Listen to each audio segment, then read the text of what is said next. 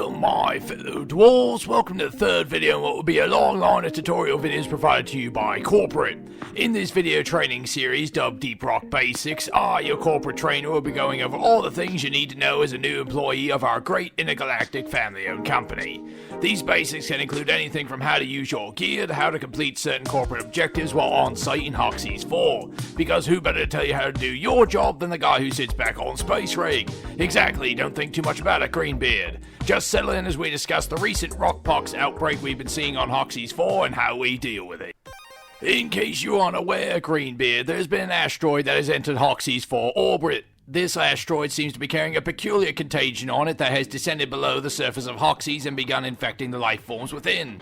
When on a mission, there are 3 ways you can encounter this nasty new addition to the planet. First, if you go to select a mission, there will be a warning about the Lithophage Outbreak present in the drop area. This means there will be a contagion spike present during the mission that needs to be removed before the mission can be completed. These spikes have caused our miners to encounter the second form of contagion, infected bugs. Aside from spawning worm-like parasites, the contagion spikes have also been reported to have affected glyphids in a number of ways. They get a much harder exoskeleton, making them more resistant to damage while also developing vulnerable glowing boils that miners can target.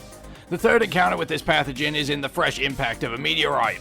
You'll need to crack these open and retrieve the plague hearts within. This will prevent a future lithophage infection, so get on it, Greenbeards. With that out of the way, Corporate has deemed it necessary to inform you how best to deal with this new threat found beneath the planet's surface. Let's first take a look at an active lithophage outbreak. To encounter this, you'll again need to undergo a mission with a lithophage outbreak modifier present on it, indicated by this icon on the mission selection map. Once you've dropped onto Hoxie's, you'll need to locate contagion spikes and begin the process of removing them from the area. The contagion spikes look like large, spiky rocks with glowing yellow pustules on them. They are very hard to miss even in the darkness of the cave systems. In order to clean up this mess, you'll need to call in a cleaner pod. This pod comes with a foam applicator for any exposed pustules and a lithofoam vacuum for sucking up the foam. Simply start with a foam applicator and cover as many pustules as you can. Once you've covered at least some pustules, use the foam vacuum to remove the foam and pustules simultaneously. Alternatively, R&D has equipped your robotic companion with a vacuum that can remove the foam as well if told to do so with the laser designator. You can keep track of how much more cleaning needs to be done by referencing this handy graphic on the left side of your heads-up display. Once you remove enough pustules, the contagion spike will be neutralized and the area will be free of Rockpox. Repeat these steps as many times as required by the mission area. The next part of this outbreak you'll need to deal with is the locals that have been infected by this Rockpox. This contagion increases the density of a glyphid's exoskeleton, making them far more resilient to your efforts to eradicate them. However, this infection has also caused numerous glowing boils to appear, much like the Mactera have. Simply target these for the most efficient method of dispatching these bugs. Now for the freshly fallen meteorites. Mission Control is hyper-focused on this new threat and are monitoring the space around Hoxie's for any new incoming meteorites. As such, should one be approaching your mission area, Mission Control will inform you of such and will provide you with a safe distance to avoid being crushed by the incoming space rock. Once the meteorite has made its landing, you'll need to install a number of jackhammers on the side of the meteorite and connect them via power cables to the engines for these jackhammers.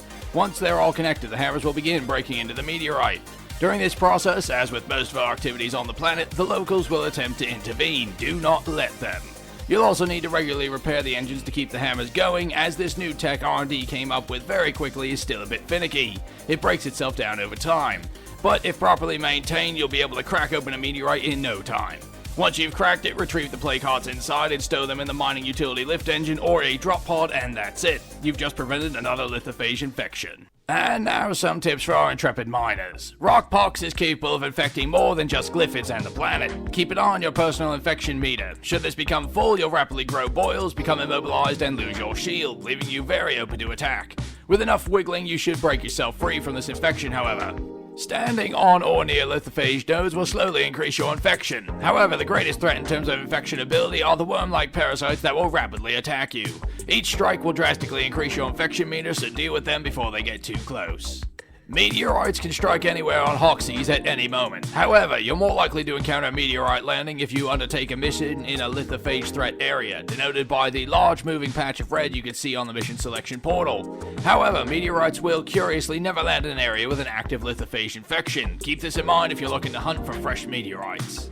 Collecting plague hearts from cracked meteorites will reward you with progress on our corporate season pass, and should you retrieve 6 of them, you'll be rewarded with script that you can turn in to get corporate rewards for a job well done.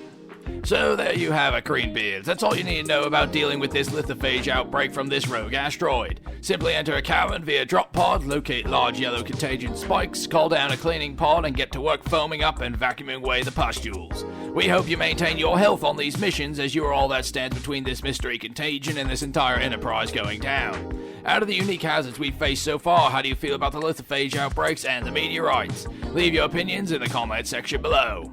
We here at Corporate sincerely hope you make it back from your latest expedition to Hoxie's 4. If you do, be sure to subscribe, keep an eye out for the next Corporate training module, and be sure to like this video so that Corporate knows you want more training videos just like this one. Until then, fellow dwarves, leave no dwarf behind, and remember to rock and stone.